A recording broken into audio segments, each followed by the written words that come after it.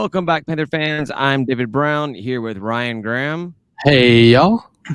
Tim Thurber. Hello. And this is State of Atlanta. A Corona up in there? What are you drinking? Welcome back, everybody. This is State of Atlanta with Ben Moore of 24/7 Sports. Ben, thanks for joining us this week. Hey, man, thanks for having me. And I apologize to your live streamers there that you get the black screen. But as we mentioned a little bit off the air, I'm sitting in a parking lot right now, and not as awesome of a background as you three fine gentlemen. Well, For dad duty is the most important thing we all do. So that's it, man. That's it. Family over everything. Y'all know that. Y'all know that about me for sure. And for any of y'all that have never seen Ben Moore before, he has a face for radio. So this is probably the best you'll ever see him right here. So. Look at there. I want to give you a big old hug. All right, man. We have a big game. It's finally here. The season upon us. The 2022 Georgia State football season. Our second time ever opening up on the road. Once again, against an SEC team doing that. If I recall correctly, we did pretty darn good last time we did this. Ben, how you feeling about heading into Columbia, South Carolina this week? And he immediately dropped off. You're not allowed to ask Ben that question. Welcome to the State of Atlanta. All right. So what do you guys think Ben feels about this? Excellent. All right. Well, I guess we'll just continue on with our stuff.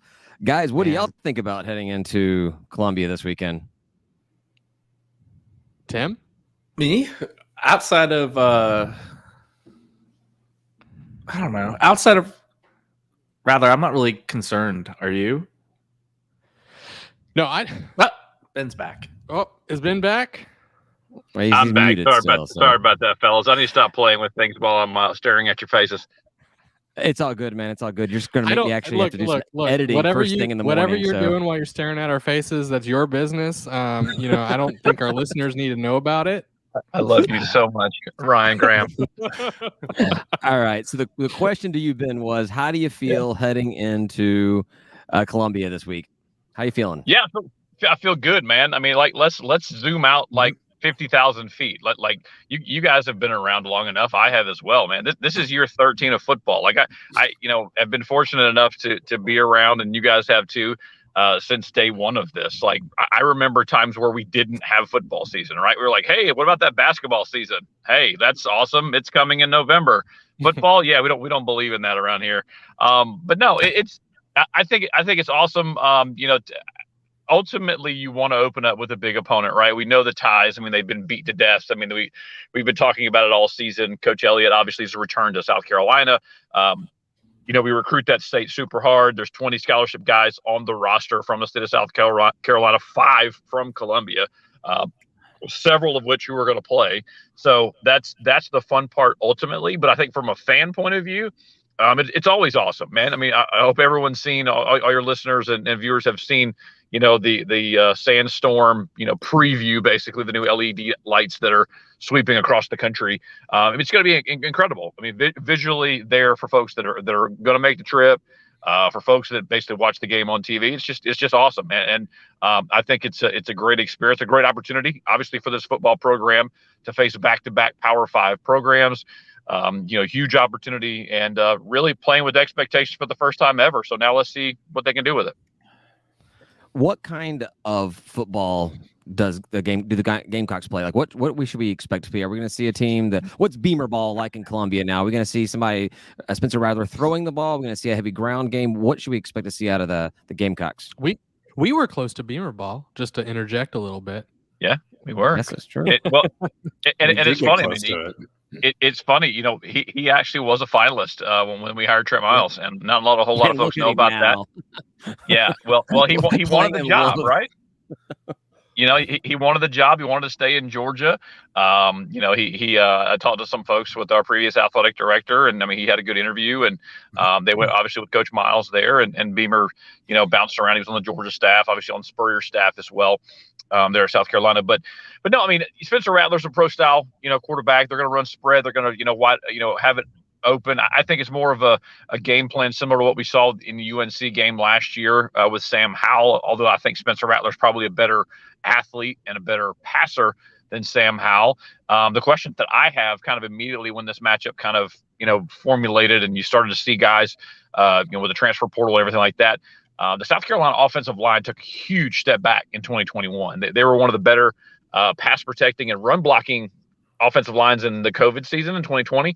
And they just took a huge step back. I think they were 80th in the country last year in sacks allowed, really, really could not get things going. And part of that, was it the offensive line or was it the fact that they shuffled, good grief, 3-4 different quarterbacks in there? They had quarterback injuries. They literally had a graduate assistant that they said, hey, put a uniform on. We need you to actually play and start at quarterback in the SEC. That happened last year. Literally, a guy who gave up his career in North Dakota State to say, hey, I'm going to go with Shane Beamer and I'm going to be a GA. So I'm going to hold this clipboard over here and I'm going to chart plays and, sit in on offensive meetings. And they were like, hey, Zeb, we need you to actually play because our starter, Luke Doty, got hurt and hurt his ankle, who, by the way, is best friends with our own backup quarterback, Michele Colasardo. So they're boys, former South Carolina All-State guys. But no, so Spencer Rattler comes from Oklahoma. He brings his big old tight end with him, who's a very good player, Stogner. They've got a solid skill group as well. And I think that they, in their view, they're like, hey, if I'm looking it up and seeing, hey, this pass defense, they can give it up a little bit. Hey, that we have SEC athletes, they may want to start throwing the football. Now, I would caution some folks that think they can just line it up and throw it because as geeked as that building will be on Saturday, this is also Spencer Rattler's first game, and he's kind of been anointed the babe, the boy, the Heisman hopeful from last year. There's a lot of expectations on his shoulders as well. He wants to kind of prove it and, say, hey, I'm an NFL guy and I can come in here and lift any program.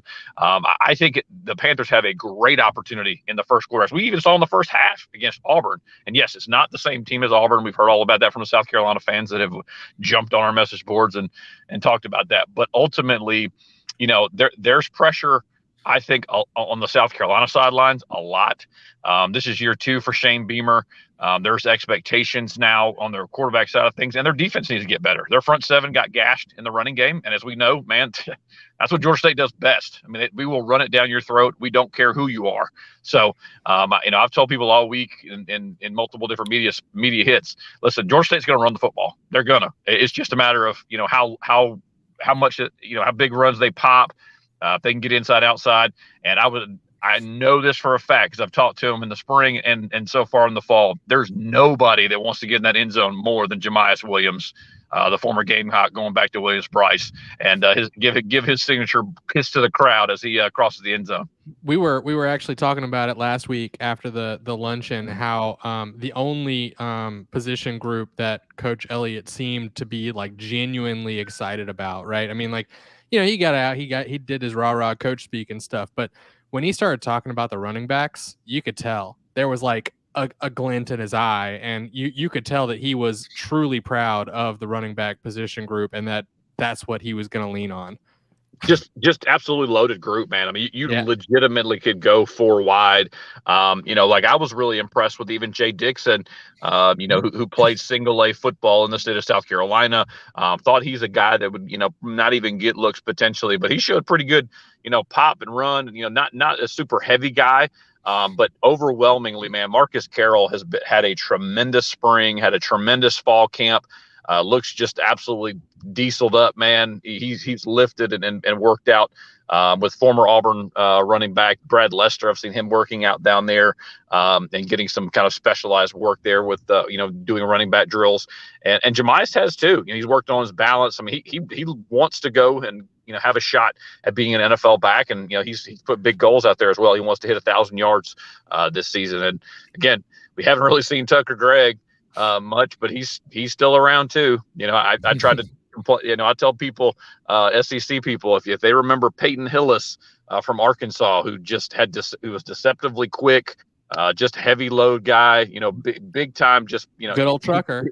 Hit you in the mouth, man, and that's what I love. That Murray County strength is coming through. So it's going to be fun to watch, and let's not forget too, Darren Granger can tote a little bit as well. That's right. Well, what are we going to need from Granger to pull out a W, Ben? We got the running backs check. What kind of performance is Granger going to have in order for us to come out of Columbia with a W. Yeah, I went back and looked at the Auburn game, rewatched it, and he struggled at times finding guys on time and on target, and I think that's the biggest thing, and really the biggest challenge for new OC Trent McKnight. Right, it's his first game, calling the plays ever. He's been a wide receiver coach in multiple stops. He's been on this staff for 6 years, and he even said, after the open practice, that he actually leaned on Dan Ellington a little bit to talk about this offense, and they really want to accentuate Granger's strengths because Granger is taller than Dan is. He, has some different ability that Dan doesn't necessarily have. I think Dan was probably a more accurate passer. Darren has a sharp arm, man. I mean, he can stick that. He can stick that short and intermediate throws when he sets his feet, a 3-step, 5-step, 7-step drop. Where he kind of struggles a little bit is when he has to really, really wind up and launch it deep. We've seen that at times where receivers have to kind of slow down. I think that's really up to Trent McKnight to say, listen, this is the plays that you feel comfortable with, and let's roll with that. He's got a super experienced tight end in Aubrey Payne. My gosh, I at some point I will figure out if he is the oldest player in college football this season. But and he's older than all of us combined, right? Listen, what other tight end in the country has the same exact birthday as his position coach? That's right, old man Payne. Exactly. I mean, I went back to scrolling through my Twitter. I've legitimately known Aubrey Payne since 2013, and I'm looking at it and I'm like, I'm laughing. Like, he got married in December. I was like, he's an old married man now, man. I love AP, but no, I mean, I think. He's coached up the younger guys as well. I want to see, guys like Amon Green, who are going back to South Carolina, Chris Bird from South Carolina. Those are guys that are going to be on the field. I want to see how the shuffle in the offensive line goes. I mean, big time pressure on a redshirt freshman, Montavious Cunningham from outside of Athens. I mean, this is his first career start as a redshirt freshman. And here you go, kid, get you some SEC. So, I think Coach Elliott wants to find the best 5 on the field. But again, we saw Jamari Thrash get loose, in the Auburn game last year. I think Granger just has to play under control, not go out there and try to not make mistakes, but just, go out there and sling it, man. Trust the offense, trust what you have, trust what you see. I think he has, opportunity as well to hit Jemias out of the backfield, hit Tucker out of the backfield, and really give him, again, if all else breaks down, man, he's got the speed to move on and take off running and just slide for the love. Granger's got to tap into whatever the hell he had under him in the bowl game. Whatever that was, whatever happened before that, we need to give him, he needs to lace his shoelaces the same way. He needs to get to the game the same way. He needs to do everything exactly the same. Wear the same underwear, right? I mean, we gotta get him. We gotta get him in Magnolia Bowl. That was Camellia Bowl, whatever it was. Lending Tree Bowl. Christmas Day Bowl. I don't care what it is. That guy played lights out. He was an elite quarterback that day, and we gotta get that Granger back every game this season. Most of the games this season. Now, Ben, I got a question for you. This is probably a pretty dumb question to ask, but looking at the forecast, there's a pretty good chance of rain coming in. Do you think that either one of the teams has an advantage if it's a wet day out there, or do you think that it doesn't really not going to play a factor no matter what happens? Yeah, I mean, I think, traditional mindset is that, kind of leans the way the team that runs the ball and is going to run the ball and has that mindset to run the ball too, right? I mean, this offensive line wants to run the football. That they're almost programmed to say, all right, I want to road grade. I want to, mash people. And it's interesting too, because, talking to even some of the South Carolina media and talking to our sister site over there at the Big Spur, those guys, they feel confident for whatever reason that whatever got the front seven that was not working in 2021 is going to get fixed. I look at it and go, all right, well, several of the personnel is no longer there who are pretty good, and there's not this magic formula, and here's the other side that I keep bringing up, and something to keep an eye on Saturday night. This is both teams' first game, so ultimately they don't practice, and across college football they do not practice hardcore tackling and go live for many periods in fall practice just because of fear of injury. So if you can't wrap up and you can't tackle, you're going to see guys miss tackles. And can you take advantage of that? And you add the weather or even slippery, it makes it already difficult, to get guys down in the open field. But then you add potentially weather or slick field. That's when things get a little worse. The ball gets a little slippery. And that's what I keep saying. We saw that in Tennessee. We saw that at Auburn. You take advantage of situations in front of you. You go back to that Tennessee game. You had an interception on the very first play of the game, and already momentum swung to blue and white. You immediately, 3 plays later, pop, touchdown. I think you're going to need opportunities like that. And then, use the crowd, right? Like the crowd's going to be geeked out of their minds, come 7:30 the kickoff. But what happens if South Carolina goes 3 and out? Then, the Panthers have a golden opportunity to mash it up and go ahead and use that energy that they had. I'm very interested to see too what happens. Sean Elliott wins the toss. Is he taking this or is he deferring it? He has confidence in his bunch. Yeah. So, but I look at it too. You got a brand new special teams coordinator. He's teased us all fall and all spring, right? New special teams coordinator. Are we going to fair catch everything again, or is he actually going to surprise somebody and actually run a kickback? Or I hope we fair catch everything. Block a kick. You hope. I legitimately hope we fair catch everything. I know I disagree with everybody on this podcast, including you, Ben. We've had heated discussions about this, but man, I think you take the knee, you go to 25, and no one gets hurt, and you got a chance to play the game. I mean, we've seen so many fumbles on kickoff return and attempts penalty. And things like that. Mm-hmm. I don't care about that play. I'm down it. Let's start from 25. I got it. I hear Ryan's always been a fan of taking the knees, so yeah.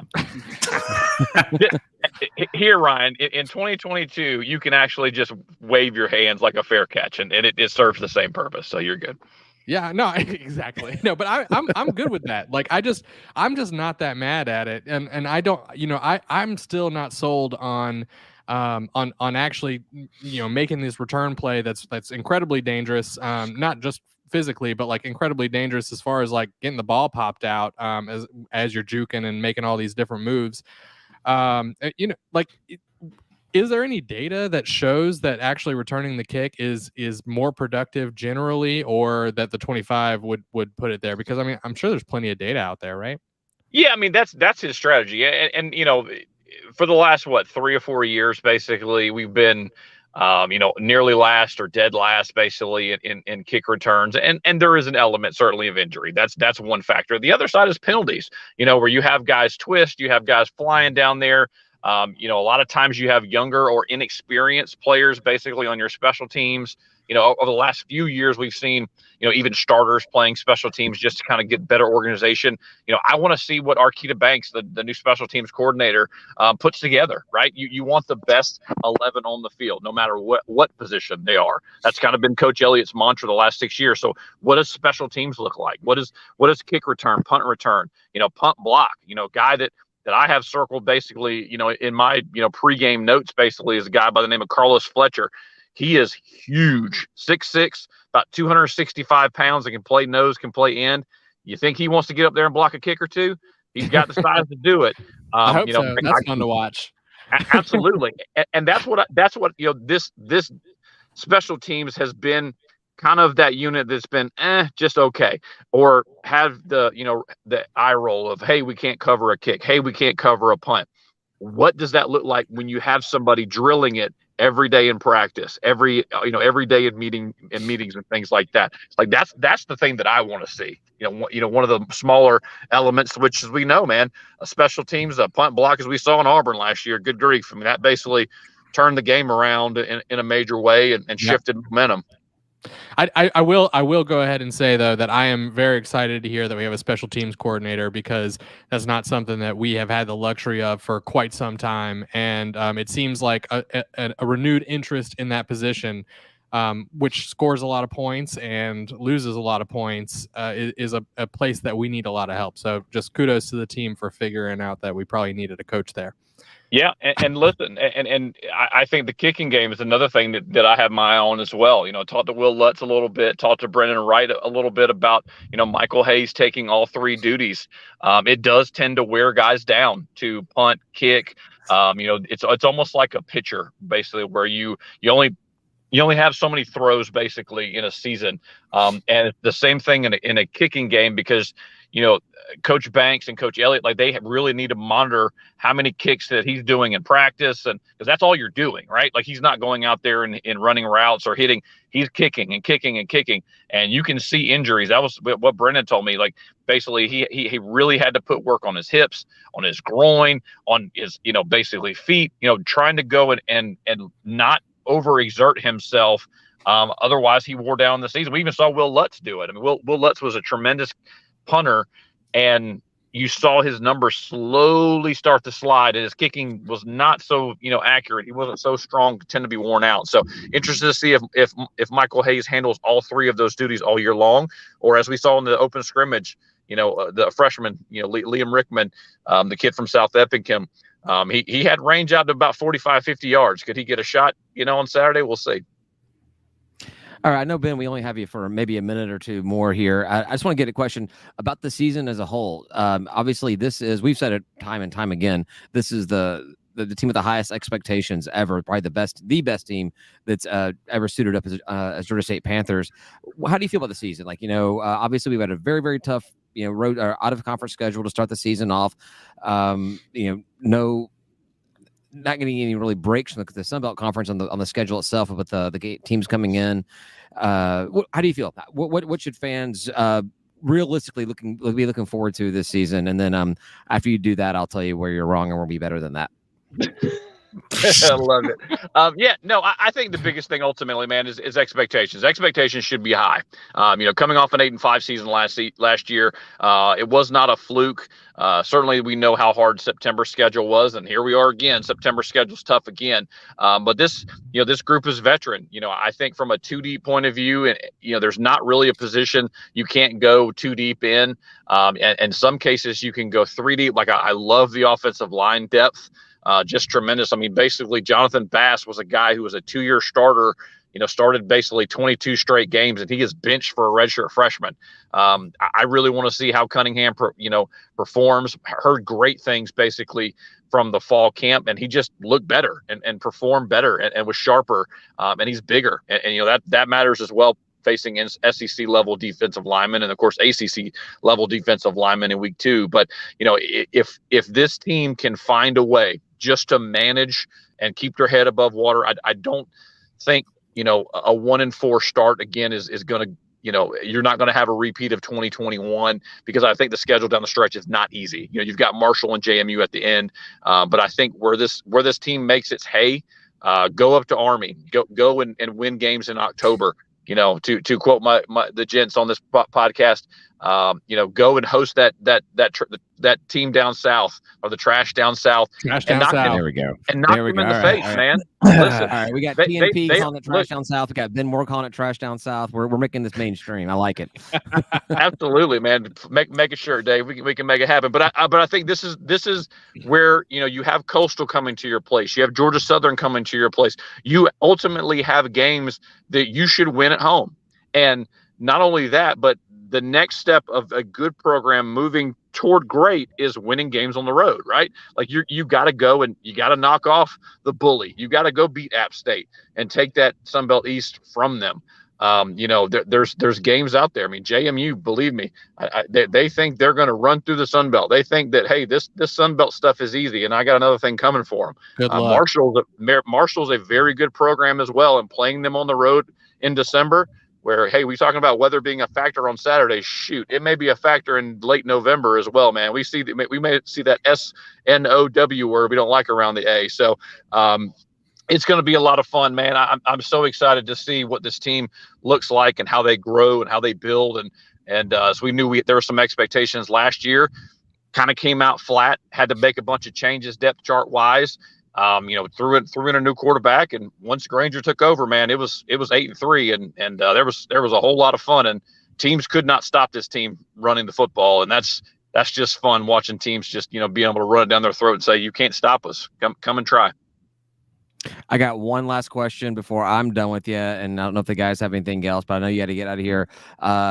You've been making the media rounds today and this week. I know you're saving the good stuff for us. App State, win or lose this year? At App State, I would say win. I think that's the game that Sean Elliott needs. I think from knowing that it's always been a blowout, right? 2 years ago, it was so close. Quad played so poorly. I really, really like this team and the way the makeup of this team. Chase Bryce is a good player. They obviously have a great running game, but man, like at some point you got to beat them, right? Like you just can't go out there. They're not the boogeyman. You got to go up there and try to knock them out. I know the App State family reunion happens every freaking year, but I know Sean, show well or even try to, obviously get an opportunity to beat South Carolina and go beat App State in the same season. Oh my goodness, man, he would be, he'd be on cloud 900. Unfortunately, it's not a game of chance. Literal chills right now. You guys heard it here first in the state of Atlanta. Ben Moore predicting the win over App State in Boone, North Carolina this season. I got nothing else for you, Ben. Ryan, Tim, you guys take it away. I was just going to say, unfortunately, it's not a game of chance, and that we do not have to win. We have to earn that win. And so, hey, I'm going to bring us down a little bit. We got to win that game. We got to get out there. We don't roll dice. We get out there and we do it. So I hope we can win that game, but it's not. We're eventually going to win. We got to earn it. Just remember, Ryan, you're not giving the pregame speech. I'm not going to recommend that to Sean Elliott to go give the pregame speech. I was channeling my inner Sean Elliott. That's what I was doing. I mean, could you not hear him give that exact speech? Could you not hear that? It's not loud enough, though, man. You're not knocking somebody in the face. I don't have the lungs for a real Sean Elliott. So Sean Elliott doesn't have the lungs for the real either. Sean Elliott. No, you would be sweating a lot more too. That's probably true too. Hey Tim, you got anything before we let Ben go? I think I'm with Ben. This is the year we beat App. All right, so I like it. Well, thank you, Ben Moore of 24/7 Sports and PantherTalk for joining us, and we'll talk to you throughout the season and definitely before basketball gets started as well. Thanks for being here, man. Appreciate it. Yeah, man. Love you guys. We'll see you. Thanks, Ben. Bye. All right, welcome back, everybody. Actually, that's a bad way to start. That's when we started. Do you guys need to do a break or anything before we finish off do the first part of the show? I mean, I guess I could, but we are live right now. People are watching us. I know. I cut this part out last time. I'll cut it out again. So yeah, no, we're good. Are we good? Let's roll. All right, cool. Yeah. Sure. Before we get started, shout out to Joe Gilbert, offensive line under the Courier Days here, watching the show. Thanks for tuning in, man. Appreciate it. All right. Well, yeah. Hey guys, great weekend. Did you have a good weekend? How was your time? Welcome back. Oh, right. I always have good weekends. I think I probably played video games and hung out with my kid. So you actually checked out your first men's soccer game at the new complex, didn't you? Oh yeah, I did do that, didn't I? But that wasn't this weekend. That was yesterday, right? It was Sunday, wasn't it? It was Sunday night, wasn't it? It was Sunday. It might have been Sunday too. Yeah, man, all my days go together. You know what though? Yeah, so we did. It was the first home game of the season against Mercer. And it was my first soccer game at the soccer complex, and it was really cool. So it's like free parking. You just pull up. Their signs are good. You just go park in the grass across the street. Go right across. There's no security, no tickets, no nothing. You just walk right in, sit wherever you like, and watch the game. And it was pretty cool. I'm pretty sure it's even BYO anything because there's no security. So I guess it's got to be. It's kind of a cross between BYOB and Don't Ask, Don't Tell, kind of somewhere in between there. I'm thinking next time I'm wheeling a cooler in and sitting on it, that's going to be my chair. Because there's basically just like the way that they've set up that complex is if anyone's was at the football practice facility, they've basically taken the half that was the half field and part of the regular field, and they made that the soccer field. And so half of your sideline is the building, which is, like you can't even see the corner over there, which is kind of sucky, but everybody's all just like on one quarter of the field basically, because the other side of it is just a big fence. So there's not a ton of space there, but it's enough. It's enough for what they get. And like I said, it could be really cool to like just kind of wheel in some stuff and go hang out with folks and chat them up. And there's plenty of space out back for the kids to run around and play and not pay attention because they don't, kids don't want to pay attention. Sure. So it's pretty cool, man. I had a good time. What was the attendance like there? I mean, as far as the amount of space they had, it seemed like it filled up. And it seemed like a lot of the people that were there were either high school kids that were coming in for some kind of program or something. I couldn't tell like why they were there, but there were large groups of very young people there that seemed like they all knew each other. Right. And then there were also a lot of student athletes that showed up. So it felt like there was a lot of camaraderie between the different student athletes, and people were coming out to show up to support their fellow student athletes. So there weren't a lot of like other fans besides like me, but it did seem like it was a good turnout for sure. They filled up those stands. Excellent. Yeah, I was going to say the stands look pretty. Yeah, the stands look pretty full on ESPN Plus. It was kind of interesting. Every time when they would go down, I guess towards the road, I guess south on the pitch. Yeah, like they'd have to pan to the different camera that was down below because it couldn't see either where its angle was at. So there's on top of the practice facility there. I guess the soccer facility there. It's not a practice facility anymore. There was like a tent, and I assume that's where like the announcer was and where all the other stuff was. So that's like where they were recording from and all that. They definitely found a way to squeeze that soccer field into that space. Oh, yeah.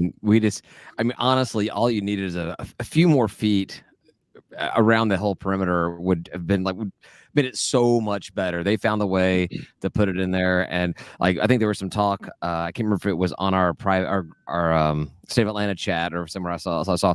But it'd be great if we actually were able to, tear down the actual office of the locker rooms, the building, the weight rooms, everything there to move the field so we actually have legit space. But the cost on that is just you just can't do that. It's just not going to happen, at least anytime soon. So we got something far better than what we had at Panthersville. Yeah. And I'm a little jealous, Ryan. You made it out there ahead of me for an actual match.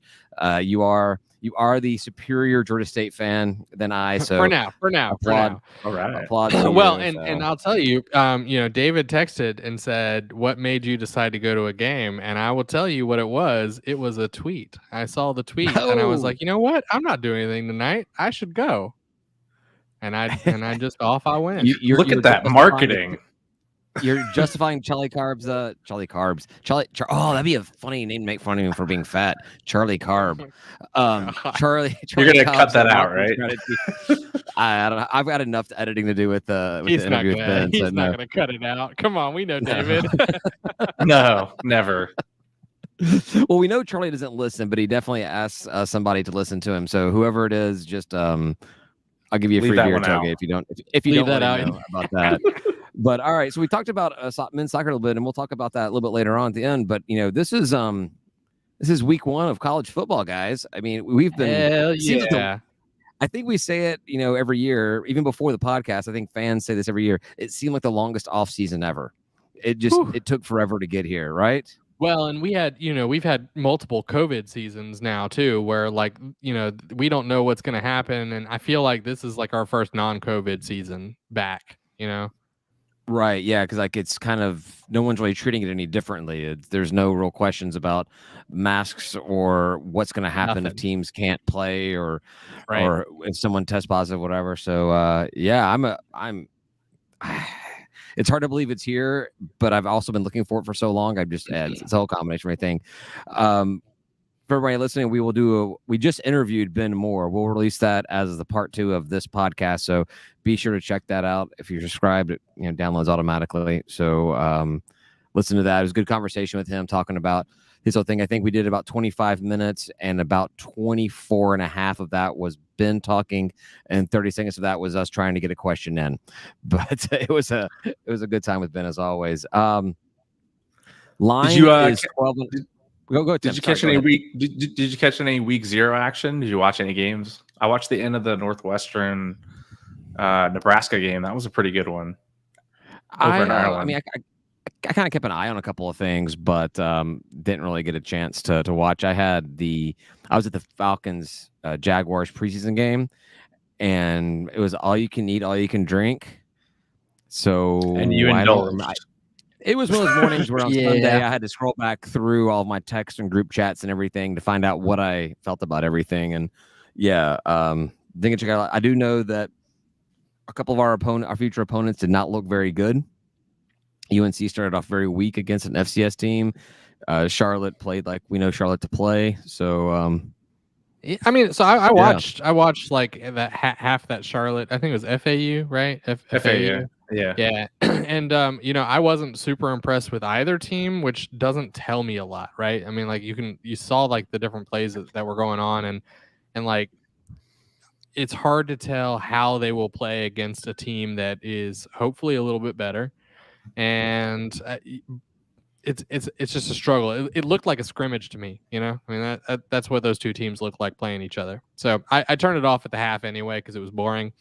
And I'm interested in Georgia State football. So yeah, I mean, it was one of those games I was going to kind of keep an eye on, and like even this week, Charlotte's playing somebody and William and Mary or whatever. I'll keep an eye on it, but whatever. Hey, that's old school us, right? I mean, we used to that's Colonial. That's a Georgia State historic opponent. I do like that I went right into South Carolina, the thing that people are probably listening to this podcast for this week.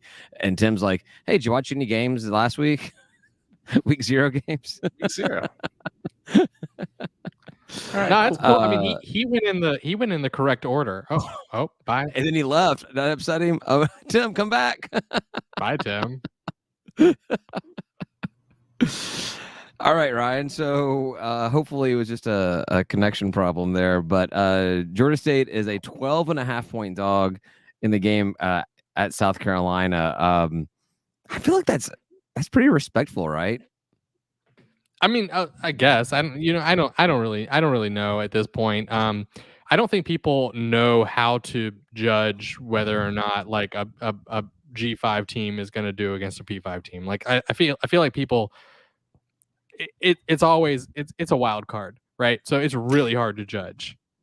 Yeah, you've got a weak SEC team, but SEC just kind of comes with that. You just expect SEC team to doesn't matter which one it is, they're going to dominate. I know. Hat tip to you, Tennessee. Hat tip to you. Exactly. But that's just kind of the thing. SEC has established themselves as the conference in college football. So when you have an SEC team, it means more. You see them playing a G5 opponent.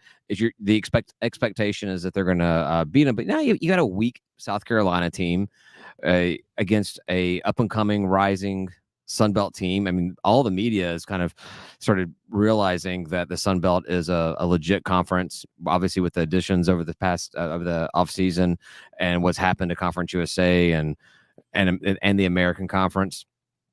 I don't know. I feel like I think it opened up at over a 2 touchdown line for South Carolina. It's down to 12.5. It means some money's coming in on South Carolina. I guess that's the way that works. I think, but still, I feel like it's pretty. I think it's really pretty respectful. I saw one prediction from College Football News. They're predicting a 37-17 win by South Carolina. So they're predicting a 20-point win. I just don't think it's going to be. It's just I tend to err on the side of Vegas when it comes to stuff like that. 17 points for us would be pretty good. Spoiler alert, I got us winning this game. I'm excited about it. I think that straight out winning, South Carolina. South Carolina is traditionally not a very good SEC team. I don't see there's any difference there now. I mean, they had their moment in the sun, and it's gone now. I mean, it's been gone. So there was a time where they challenged in the East. I think it was just like 2 or 3 years. And they're done with that, and they're back down to where they were before, and it's totally winnable. And I think Coach Elliott wants it so bad. I think he is pushing for this. He is doing everything he can to win this damn game. He's got to be riding that line where he's kind of like, all right, obviously beating an SEC opponent, an opponent in the state that I live, the city in which I live, but the team that I grew up, watching. That's and obviously it's a huge check mark. It's a huge trophy on your own personal list as being a head coach. But then it's also like, how convenient it would be for him to be the head coach of South Carolina. He wouldn't have to move. Not that he tends to do that, but but probably how often do teams hire coaches that beat them, especially in what would have been an upset fashion? Because obviously, I would do it. If I were the AD at South Carolina. You're Mr. If I were the AD Opportunity at on South everything. Carolina and Elliott came in, a traditionally South Carolina guy who's like come in and beats Beamer in year 2, I mean, depending on the rest of the season, you might replace. I don't know. 2 years feels pretty shallow. When they do all-time records for the head coach, how many wins? So we're assuming Georgia State wins this game, and then assuming Sean Elliott at some point in his career becomes head coach of South Carolina.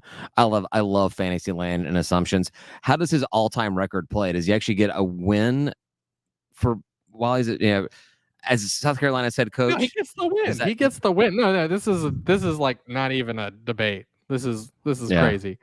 Yeah, it's a win. He beat his own team. It's fine. He did that. I went back and I looked at South Carolina season last year, and they ended up in a bowl game and in beating North Carolina, but their wins were not that impressive, and their losses were pretty bad. Like the only team they had a really convincing win against was their FCS opponent. I don't remember who it was, and then they also, I guess, they beat somebody kind of well. No, I look at it. Good. They beat Vandy by 1 point. Somebody to win. What? They beat Vandy by 1 point. Oh, good. That's good. They scored less points against Auburn than we did. Yeah, no, that sounds about right. Yeah, and honestly, we should have won that Auburn game. I know should have, would have, could have. That's why. We definitely were capable, and if we were capable there, and we've got we've basically have the same team at this point, right? I mean, like our team is the same. We can come out and beat South Carolina. They beat Troy 23-14. I'm pretty sure we beat Troy by a lot more than that, and then they beat ECU 20-17. 20, but they beat ECU by 3 points. Now I know this. South Carolina fans are going to tell you this is not the same team. They've got a new quarterback, but you say all the time it's not a one-person team. You've got everybody else on there, and as good as Spencer Rattler may be, they've got a lot to overcome. I looked at it, and if they didn't win a game where they scored, how do I want to say this? We scored 27 points. We win the game by my math. So all right. I mean, we scored 28. Your math. I think your math is spot on. I don't know what your math is, but I don't know what math could figure that out. But I agree. Based off their wins and losses last season, I think if we score 28 points, we can win this game. I think we're going to win the game anyway. I like it. And I'll tell you what, more spoiler alert. I mean, I guess Tim's not here. He's going to come back. He sent us a screenshot of his CPU usage spiking. So I think he had a real problem, and he'll be back. Good. But so he's not pissed off at us. His computer's pissed off at us. Excellent. Yeah. I don't know what I was going to spoil. God dang it. Gosh dang it. Sure. Good stuff. Now, it's fine. It wasn't that big a deal. Were you trying to spoil something? I don't know. You're. I thought I said spoiler alert out loud. Maybe I did that in my head and then didn't do it. Okay, this is going. Y'all, I've been drinking for a little while. So here's the deal. Like I started a job where I work on Tuesdays now. I mean, I guess I was before too, but I thought when COVID hit that starting drinking earlier on Tuesdays was like more drunk. But what I end up doing is I get home at like 5:30 and I like make up for it. And I just like pound a few. Well, fantastic. Well, yeah, I think it works out well. I'm not going to argue. I think that once I pick up the last kid from school, I'm kind of like making a little cocktail myself because, Yeah, I once don't you really know feel you have no more responsibilities, you're like, cool, we're good now. exactly. So, do you think we're gonna have? I think we're gonna have a good contingent of fans going up to this game. I think a lot of people feel like this is going to be a game worth watching live because looks like the Georgia State bus is sold out to go up Yeah. there. I'm not super I'm excited about that because I like having some space, but I'm excited for other reasons. Like for not personal, selfish reasons, I'm excited, but for selfish reasons, I'm a little sad. Yeah, well, I don't know how many seats they actually, allotted on this space because hopefully when I did the bus last year for us in our game, I kept certain sections or certain seats available just for us to put coolers in because the coolers were just as important to the whole thing as I am. I'm looking forward to that. Right? Yeah, I know they may actually be carrying up some of the equipment up there. Who knows? That's right. Couldn't fit anything else on another bus. Well, wherever the equipment is, we can probably like stuff a cooler in there and like the nooks and crannies and stuff, right? So, I'm bringing a big cooler. I'm going to bring something that can stuff a bunch of drinks in. I plan on being just as drunk when I get back as I was when I got there, if not more so. At 3 a.m. or whatever, Jesus, man! I was talking to my wife about it today because we're gonna do because we're a Dragon Con family, so we like spending this first weekend in Dragon Con, and Georgia State football kind of gets in the way of that, but still going to make it to the game. And so I was talking to my wife about it. We're gonna go down to the parade in the morning, so the kids get to see all that kind of fun stuff, which I highly recommend. And then I was like, well, I guess I need to go back. We need to go back home. I'll take the other car and I'll park at the stadium and do the ride. She's like, wow, I'll just drop you off on the way. And I was like, well, I mean, do I really want to Uber home at 3 a.m.? I guess I can walk to Ryan's house and Uber from there. I don't want to be standing outside of the stadium at 3 a.m. waiting for an Uber or anything. And you can crash on the couch. She's like, she said, she's like, yeah, you can just crash on the couch. And then I'm like, oh, yeah, like that party would stop by getting back to your place. We'd probably, if Georgia State wins, we're probably going to still be drinking at your place come like 5 or 6 in the morning. Georgia State wins, and it's a different story. But Georgia State loses, and which we're not going to do, but plan maybe anyway. You can crash on the couch. I'm going to bed. I don't care. I'm going to be drinking just as hard on that bus trip back as I was up there. And now that I say that, you're probably going to Joseph Gilbert says Dragon Con's the appropriate way to form to form Labor Day weekend. To form? I don't know if to form, but still, I agreed with you some years ago, man. But I just could not stay on the bandwagon through some personal interactions with them and the ticketing. And there was a problem with the I went out of town after I bought a ticket a year in advance. And they screwed me out of it, basically. So I went out of town and they said non-transferable, non-refundable, you're screwed. You just paid for nothing. And I was like, you know what? Never again. Not going to do it.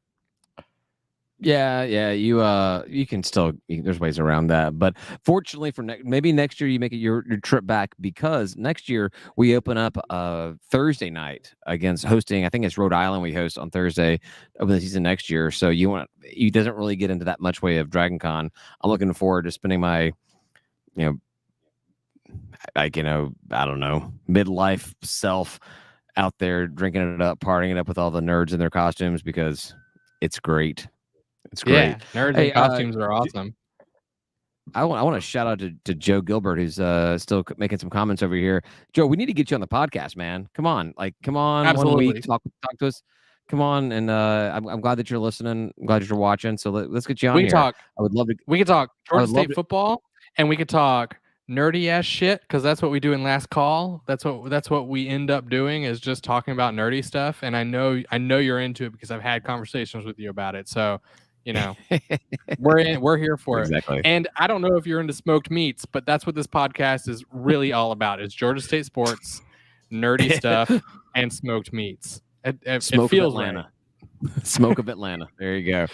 Welcome back, Tim, to the conversation. Ryan has given his prediction that we are leaving Columbia with a W. How do you feel about that? I think that's a tall order, honestly. I think We're gonna have our hands full all night with Rattler. He's gonna be. This is first game being a transfer. He's the key to their whole offense. If he doesn't perform well, or we get him on his heels, I think we have a chance of winning. If he performs, like he did a little bit at Oklahoma. I know he didn't do amazing, but that could spend the end of our night. Well, there's more pressure on him than there is on all of Georgia State. There's no pressure on us. Well, Sean Elliott has pressure. It's a big thing for him. He wants that win, no doubt about it. He wants that win. We've got some kids from obviously it's a Sean Elliott team, so we have a bunch of South Carolina guys on the team, so they want that win as well. And now you got some coaches that we lost a player in Jordan up to go up there. They're going to want to get that win over a guy that left us. There's some pressure, but I think the pressure is on Spencer Rattler, and if we can get to him early, we can put some pressure on him really early in the game, get him down a couple of times. I think that we can dominate that side of the game, and as long as we play smart and we don't make our own mistakes, I'm leaning towards Ryan on the side. We walk away winning this game. I don't know. Every season I go in with the highest of expectations, and most times I'm let down dramatically, but I'm going into it again and I'm feeling good. I'm feeling good. Didn't we have like more sacks last year than probably in every year combined, or am I not getting that? Any time in the world, more than any team's ever had. World record. I love lots of sacks. I mean, I'm like as many sacks as possible. That's what I want to see in a football game. I have a last call comment as a response to how many sacks you like to see. I love sacks. I feel like last year, though, we actually pressured QBs quite a bit. Well, more so than any other season than I can remember. So I think that will be a key, is to rattle Rattler. Rattle in the pocket. Yeah. And contain him, and don't let him beat you on with his legs, right? I mean, is that what he does? I don't know. I guess he's from Oklahoma or Oklahoma State, right? Oklahoma. Yeah, and that's what they do, right? They're like fast. They're like run and gun. They're like fast. Well, like run and gun, right? That's like that's a thing. Yeah, you're right. You're not wrong. All right, so we got. What's your thought, David? We got Ryan calling for the win. Tim being apprehensive on making a call. You should be apprehensive. I think apprehensive is like the most fair thing. This is an SEC team, right? We're not supposed to win. We're supposed to lose by 2 touchdowns. So apprehensive is by all means the call that makes sense.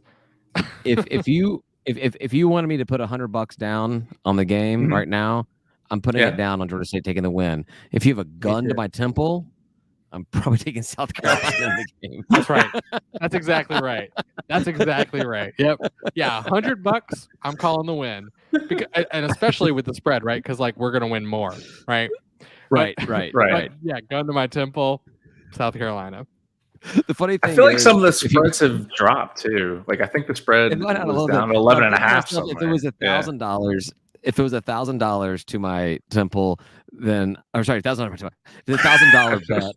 If it's $1,000 bet, I'm probably going with South Carolina as well, because apparently my life is only worth $900.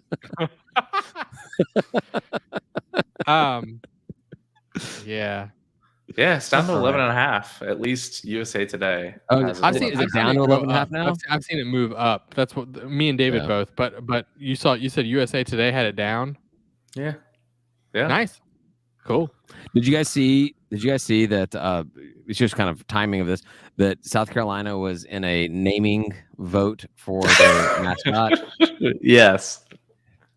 Did you see this, Ryan? What's their cock called? Sir Big Spur. Sir Big Spur had been the name. What's the problem with that? There was some controversy around Sir Big Spur.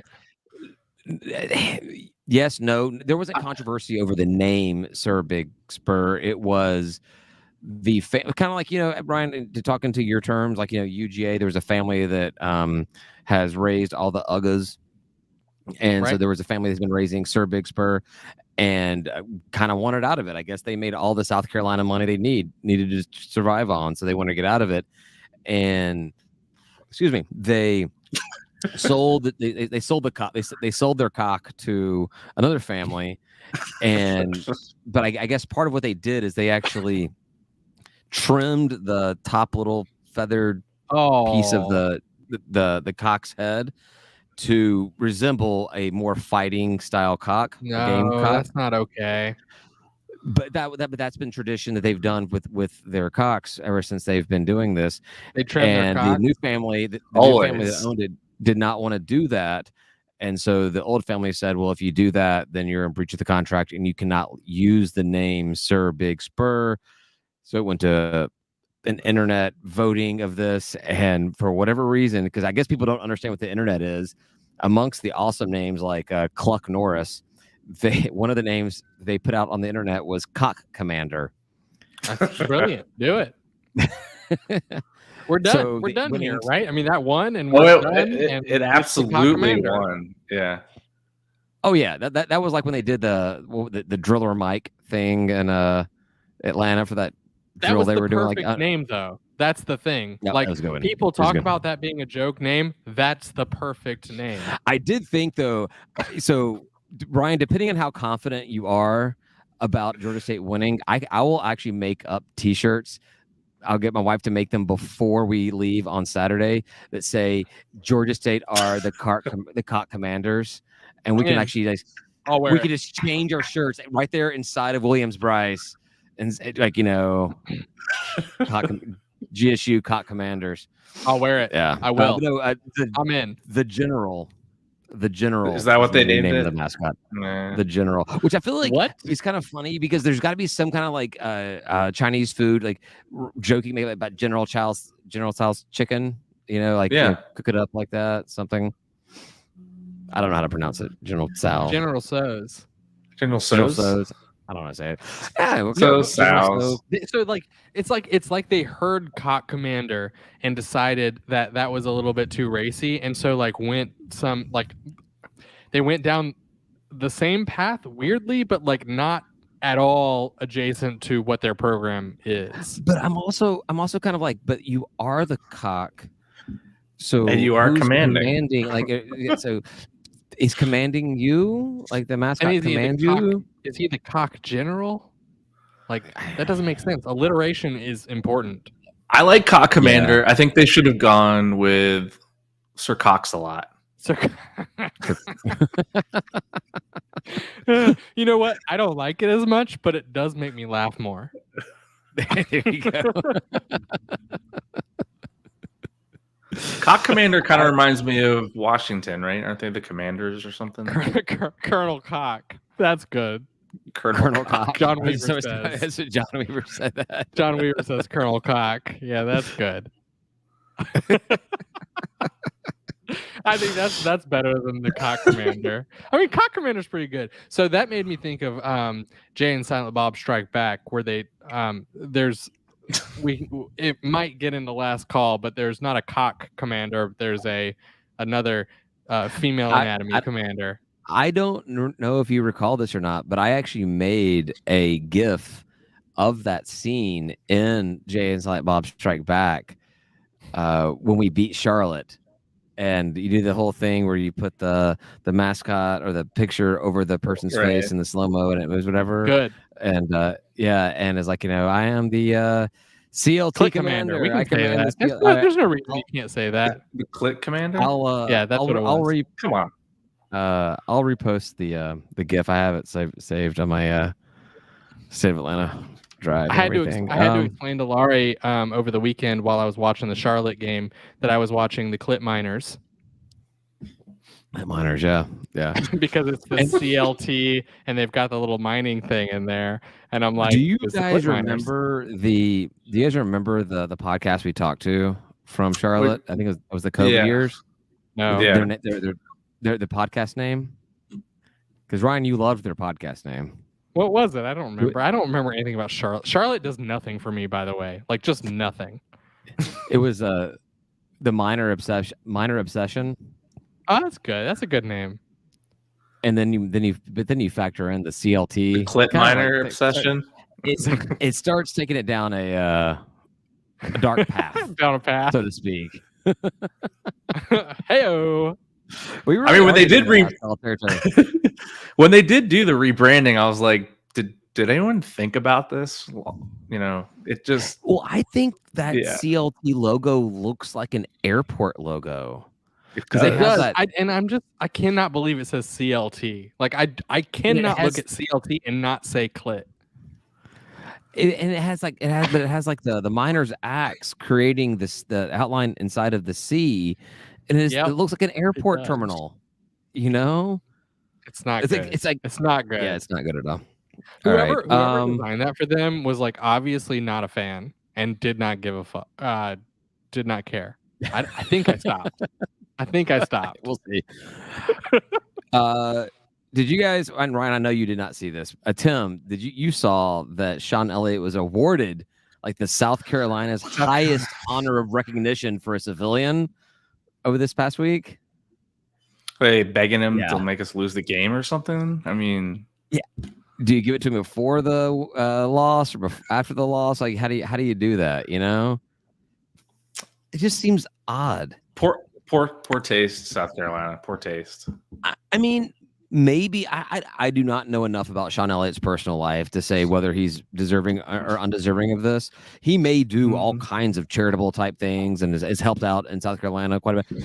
I have no idea if that's true, but it just seems very odd timing. Are they going to present him this trophy, this Palmetto trophy at halftime? Are they trying to like take away from his halftime speech to the guys in the locker room?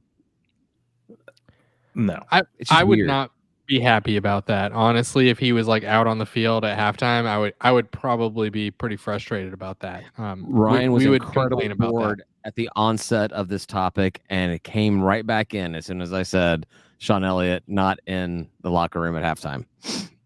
Wait, what? What was the first part of that comment? I don't know. I kind of lost track of myself halfway through. You're making fun of me for some reason. I don't know. I think they're honoring Clowney in the game because he's they're retiring his number or something. Yeah, they're retiring Clowney's jersey. Is he still in there? I have one. I have no idea. I've got one friend of mine who is a South Carolina fan, went to South Carolina, and I tried to get her to come to the game. And she's like, she can't go, whatever. And I was like, oh, it's bummer can't go because I know Clowney's her favorite player of all time. And I was like, we're going to, see that. And she's like, oh, the only player or like one of the only players was ever worth a damn for South Carolina. I was like, wow. Pretty much. Pretty much. All right. I want to do this thing this season. I kind of talked about it last week with week 0 games, kind of games to keep an eye on. I think games that make sense for Georgia State fans to pay attention to this season. We'll get out of this real quick and get into last call.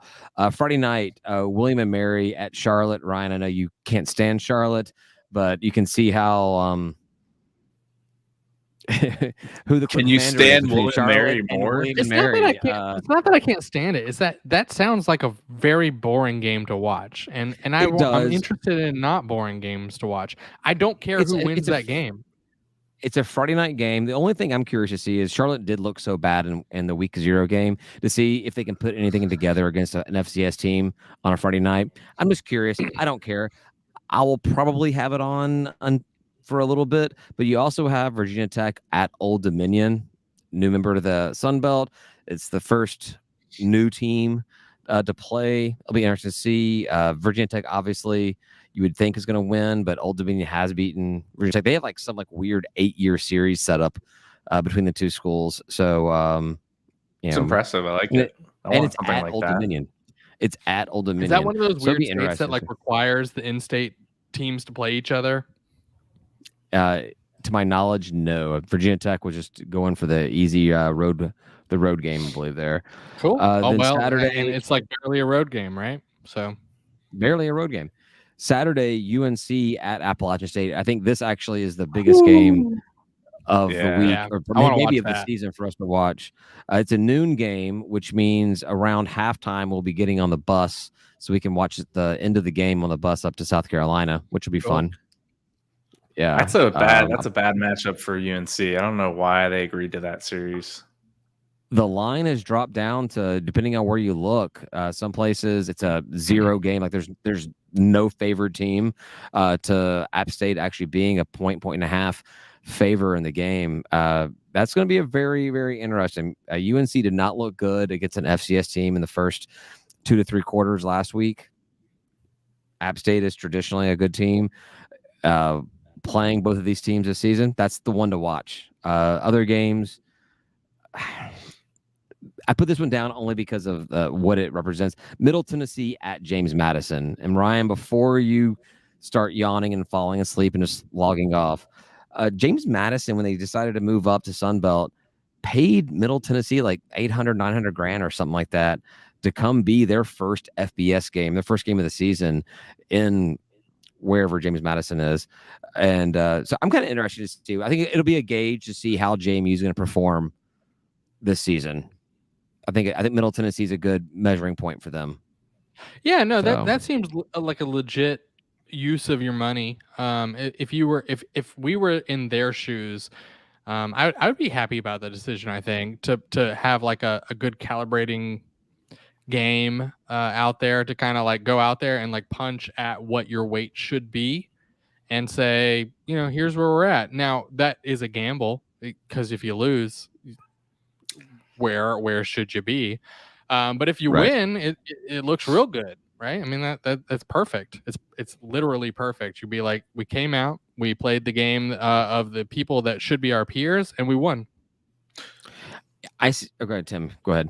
No, I wasn't going to comment on that game. I was going to comment on one of the other games coming up. Oh, I'll say this one thing and then we can move on to the next game. I was going to say, I think that I see JMU. I think most people see JMU as a bottom half team of the Sun Belt this season. This kind of game, after week 1, you're like, oh, maybe they're top bottom half versus bottom half. Like, it kind of gives you an idea about where they're going to be. And if you have JMU on your schedule this season, you kind of can adjust your predictions on that game based off this one game, because I think JMU playing a team like Middle Tennessee gives us a really good idea on how they're going to perform against Sunbelt competition.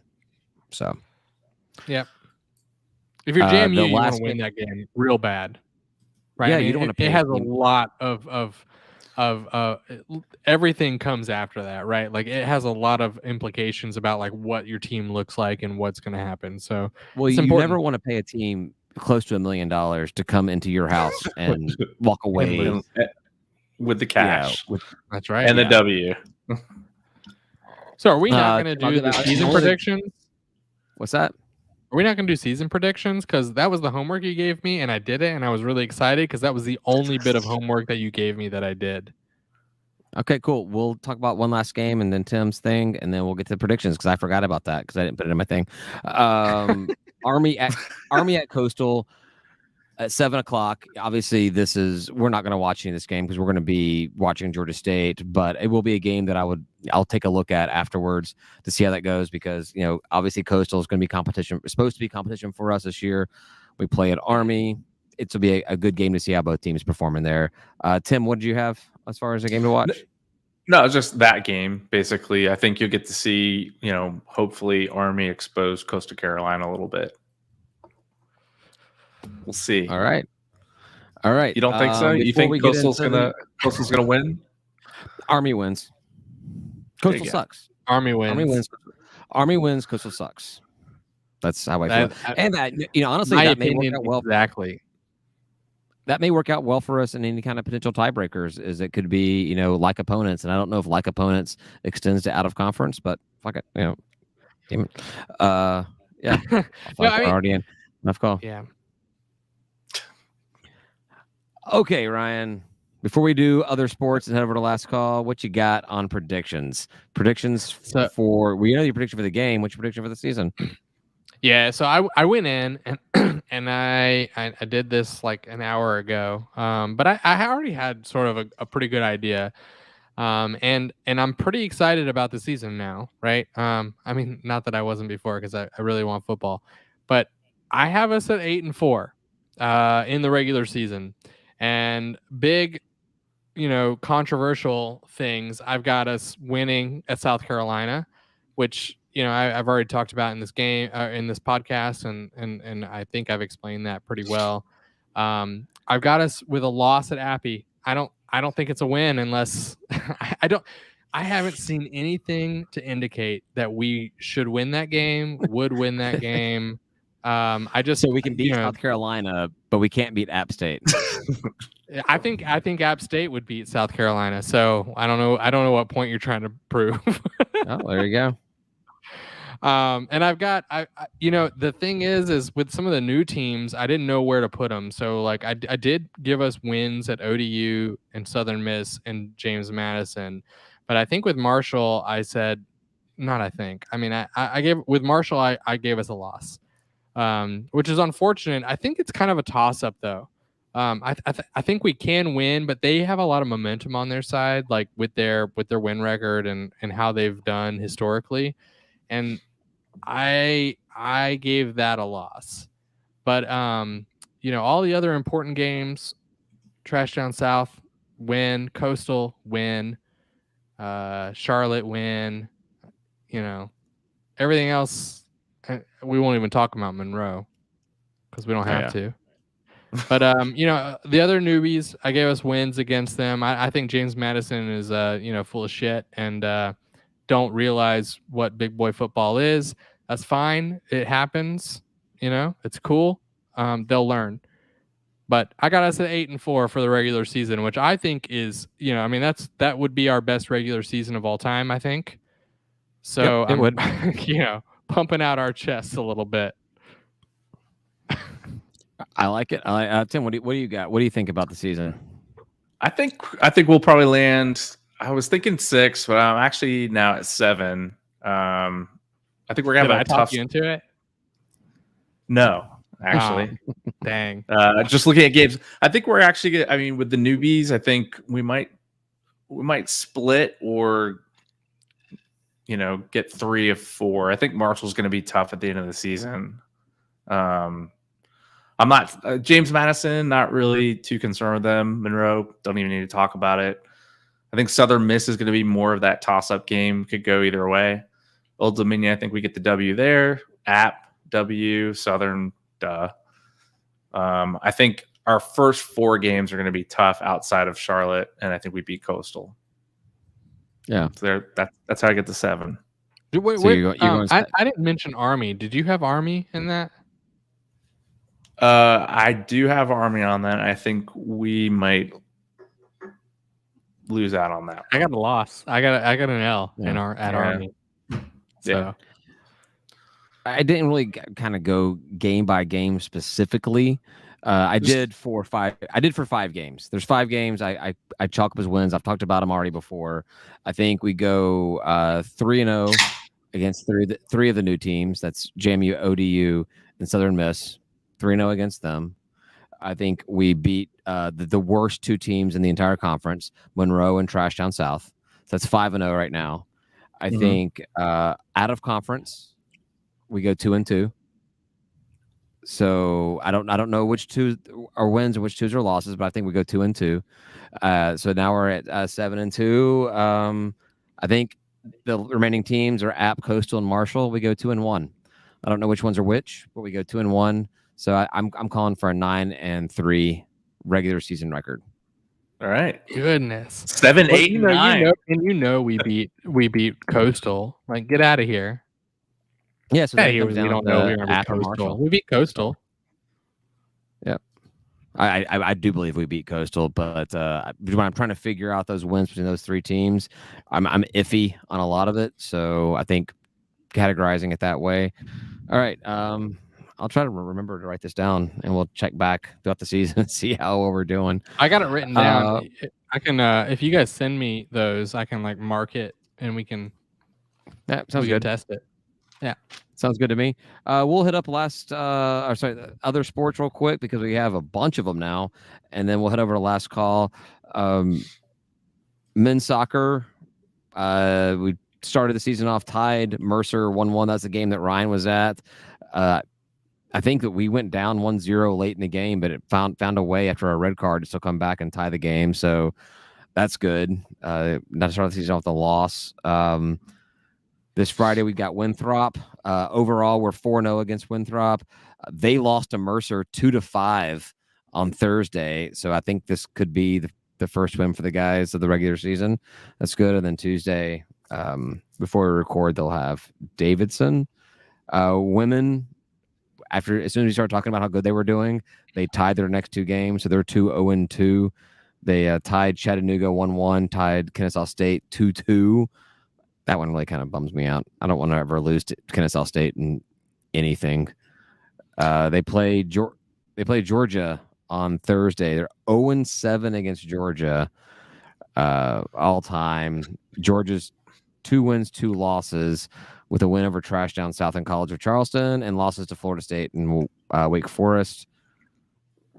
And then we're playing Jacksonville State, who's 0-4 on the season. So, you guys have anything to say about soccer? We talked about soccer a lot to begin the whole show. Yeah, no, I don't have anything to add except for that the experience at the game was really good, and people should come out and hang out. It's pretty easy to get to. Everything's free. Like, come hang out. I mean, the ability to get that. Concessions are pretty pricey. Oh yeah. You said the concessions were pretty pricey, Ryan? Oh yeah. The concessions are pretty pricey. But bring some food. Nobody's there like checking bags or anything like that. So like, just come hang out and bring whatever you want. The burger was like, I think I got a burger for like $4 or $5, and it was just like this tiny little cheapo burger, and like drinks were like $3 a piece or something stupid. Like it was like concessions that you would expect at, a proper stadium, and it didn't make any sense. So bring your own. That's it. Fixed. Gotcha. Yeah, I was just gonna say the fact that we were able to score a goal down a player after we got a red card, that's pretty difficult to do in soccer. So hats off to the team to pull it out to get the draw. I mean, that's solid play. They almost got 2. I watched the end, but close, no scar. Yeah. Well, hopefully they get it together. Volleyball started off not well. Georgia State hosted an invitational and lost all 3 of their matches. So not a great start for the ladies. Hopefully they can rebound at the Jacksonville Invitational this week. Women's golf starts this weekend. Women's cross country starts this weekend. And we're going to have lots of sports to keep an eye on in the next couple of months. Can't wait. And that's all I got, guys. Cool. Seems like enough. We've been going for a while. Yeah. Yeah, we have. Well, this is effectively 2 episodes. So, all right. Thanks, everybody, for listening. We're going to head over to Last Call, where we talk a lot more about the episode. In this case, the parts 1 and part 2 of the episode with Ben Moore. Talk about Georgia State stuff. Probably talk about some smoked meats. Probably talk about some Marvel stuff. Probably talk about whatever else comes up. So you can check that out on our Patreon page, patreon.com/State of Atlanta. $3 a month to get early access to Last Call, as well as access to our private group chat, merchandise discounts, all kinds of stuff like that, whatever else we're doing. So please check it out and consider joining. And that's all I got. Say goodbye, guys. Goodbye, guys. Peace. And Joseph Gilbert says, great show. We'll talk to you guys next week. Thanks for listening.